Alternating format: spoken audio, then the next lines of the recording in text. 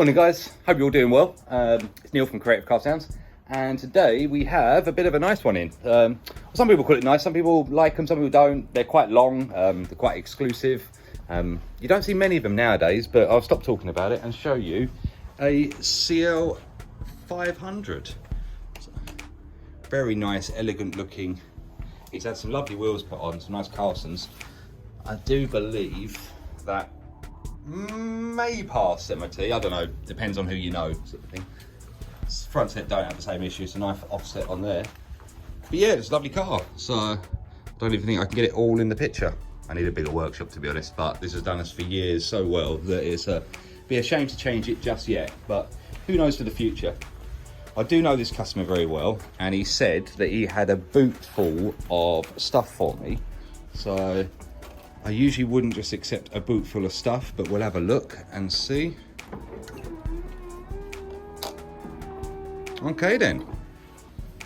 So we've got some nice Sundown 8s. I think these probably be ported. Yeah, we've got a couple of port down the side there, so a couple of 8 ports on that. And a load of stuff. So I'll have to go through it all and see what we've got. Ground zero, I imagine we're going to be using that one to drive up the subwoofers, got the speakers, but I think we're going to have a chat about the speakers with him, and a couple of amplifiers. So we did some work on this car years ago. I'll flag up a picture of it. It had a couple of big subwoofers in here, so you should be seeing that any second now. And yeah, that really used to drop some B-line. But I think now he wants to go for a bit more boot space maybe, or a bit more grown-up sound. We're going to be changing out the stereo and modernising that with a new one with Apple CarPlay. Going to be gaining digital radio. We're going to keep all these steering wheel control buttons working. He has got the Bose audio system, which is a nice set of speakers, but we're not going to be utilising the Bose amplifier. We're going to be using a new 4-channel amplifier for this. So it should be a good fun job. So I guess the first thing, as always, is just I'll go around the car, check it over, make sure it all is in working condition. And I guess the first thing will be to strip out the stereo and start working on that, or maybe the amplifier in the back.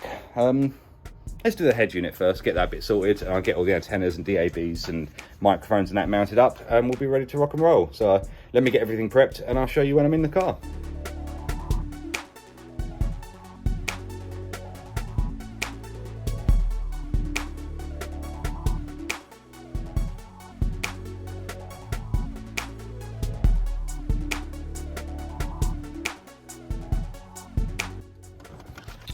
Alright, as you can see now, big old unit.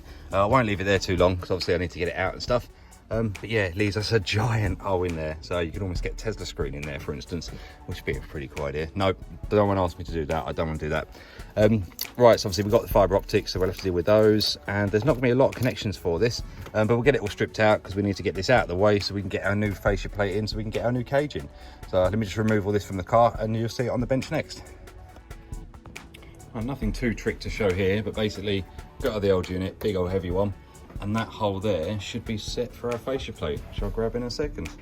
And that's, we've got the fascia there, all matches up nicely. So if we was to bring that through from the back side, it will look something like that with the new stereo in. So all good. For the moment then, we'll just be getting the microphone and the DAB antenna. I don't know if you can see, it's up there already, and just drooped the cable down. Just got to do the same with the microphone on this side, and we'll get the USB, don't know where I'm walking, we'll get the USB to come out through here. Then hopefully we can start getting this bit box back together once we get the RCAs and a reverse camera feed into it and things, and we can move on to the back. So, right, let's crack on. A lot to do. Thought I'd just show you the back while we've got it all stripped out, essentially. So the original amplifier hides down the bottom here. You got your navigation drive, CD changer. I think this is to do with the acoustic effect regards to the sound and make it surround sound and things. Sadly, obviously, we won't be using that when we've got the new stereo up the front. These are the old cables that we used for the subwoofer stuff a long time ago, but we're going to strip those out and relocate those. But yeah, all getting there nicely. Just a lot of stuff to take apart. One of my annoyances that I'm going to find today is I've got to get a camera up. Where are we going? Camera mounted up there somewhere. I can't even get my finger in the right place.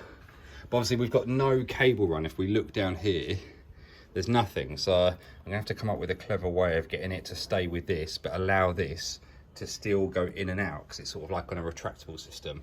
So that'll be some fun and games. But apart from that, we're getting there slowly. Just thought I'd show you these Sundown Audio subs. As you can see, it's 8 inches across, and it's deeper than it is wide essentially. Lovely fat magnets on these, really good punch, and you'll see when they're playing, the excursion you can get out of them is great. So lovely systems. Right, let's crack on with some more work. Well, it's getting there, but as you can see, to get the camera in, we have to strip out a lot, and it's got one of these auto retracting, let me see if I can show you there, auto retracting cable run, so that'll be fun to get that in there. But yeah, everything else, a lot of work. As you can see, the whole back area now is all stripped through, and we're ready to rock and roll. Even got that, got a big old fuel tank in the way, and obviously we've got our cabling coming up the side there. But yeah, it's a lot of work. I hope the customer very much appreciates what I got to do just to get him a reverse camera up the top there. But we'll get it, and I'll try and get it inside this run, or with this run, for instance. That looks like it's had a heat. Yeah, that's been heated round onto that. So we'll have to go round the side of that, for instance. But everything else looks all right. So that's where your antenna tie, if you ever worry about the car. Those are your antenna relay systems. And yeah, the rest of it is up the front end. It's still a big hole, but we're getting there. It's what are we at, 1:30 now, so fair bit of the day done, but not all of it done yet. Here we go. Nice little tiny camera, and essentially I think that will suffice. I wanted to get some sort of armor around it, but it's so tight going in down here that I think that's the best I'm going to get with it. But to be honest, I don't think we'll get an issue with that.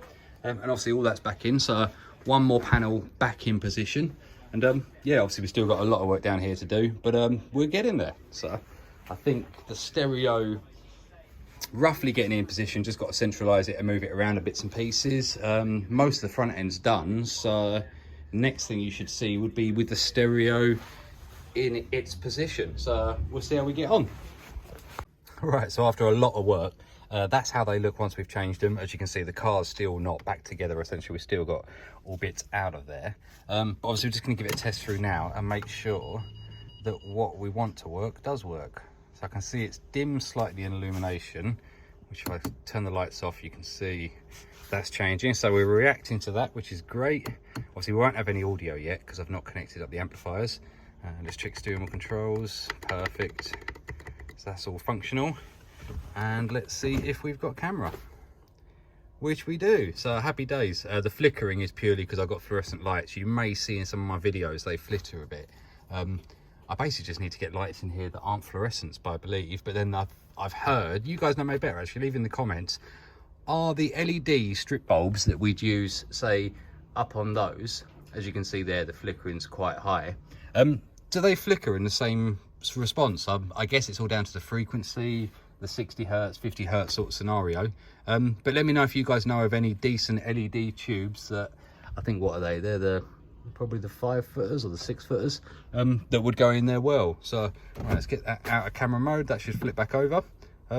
Right then, I guess we've just got to put it all back together and get the amplifiers in, and we're good as gold. And then afterwards I've got to check out a few things, make sure that our height level, if you guys haven't seen these cars, that's a very cool button. You'll see what I mean when we've got the engine powered up and things. Right, enough waffle, and let me put this bit back together properly. All right, happy to report that's all back in as it should be.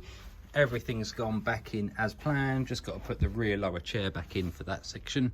Right, let's get the amps in and get some sound out of this beast.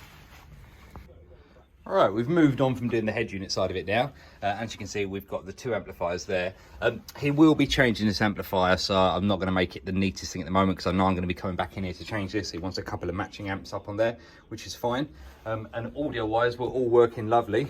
Right, so let's get the 8-inch subs in here and see how much beeline we can get out of it. Thought I'd show you a bit more of these Sundowns. So essentially, I think they're 750 watt RMS each, I think. I'd have to probably double check that, but they're going to be about that sort of level. Obviously you can see we're an 8-inch, but it's an extremely deep cone. That usually means we've got a lot of excursion. And to give you a size relative of what the magnet sort of looks like, there's a Dr. Pepper can. So as you can see, we've got a massive magnet considering it's just a little subwoofer on the top there. So it should really pump out. Just going to drop them in just to make sure the ohm is set right. We're going to run it as a 1 ohm system. So we're going to have two of them, 2 ohms, essentially 4 ohm, 4 ohm, drop down to 2 ohm and 2 ohm, and then both of those are going to sit in a parallel circuit to make it a 1 ohm load onto the amplifier, which the amplifier is perfectly happy to deal with. Then I just got to make sure that all these bits are all nice and tight and everything else, and we're all good as gold. Right, let me get that in position, I'll get it plumbed in, and we'll have a little bounce of them. Right, there we go, there's a bit of bouncing for you. It won't sound nice on the phone, but trust me, inside the car, sounds lovely. You can see a lovely bounce on that. We've got a load of pressure coming out of the ports on the side. So I'm going to let it run for a bit, see how the amplifiers get, make sure the gate levels are all set, and obviously shut it down and see what any sort of vibrations we got dealing with. But yeah, much better. We've got the lights on them now, so all looking the part. But yeah, I think the customer will be really happy with that. So let's have a feel of the amp. Yeah, not even warm yet, so these will be doing their thing lovely. All right then, what else to go?